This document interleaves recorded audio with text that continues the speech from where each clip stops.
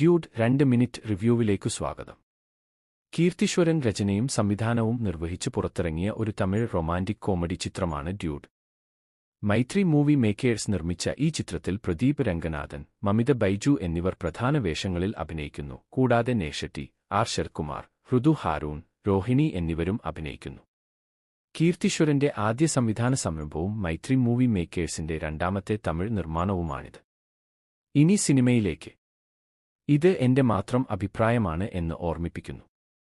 കോമാളി, love today, dragon തുടങ്ങിയ സിനിമകളുടെ അതേ രീതികളിൽ ആണ് ഡ്യൂഡിന്റെ അവതരണം. പ്രദീപ് രംഗനാഥന്റെ കണ്ടുവന്നിട്ടുള്ള അഭിനയശൈലി ഇതിലും തുടരുന്നു. പ്രണയം മുൻനിർത്തി കഥ പറയുന്ന സിനിമയിൽ തുടക്കം വളരെ നല്ലത് എന്ന് തോന്നി. എന്നാൽ ആ ഗ്രാഫ് സിനിമയിൽ ഉടനീളം ഞാൻ കണ്ടില്ല. എങ്കിലും ഇടയ്ക്ക് കൊള്ളാവുന്ന കോമഡി സിനിമയെ ബോർ അടിപ്പിക്കാതെ പിടിച്ചു നിർത്തുന്നു.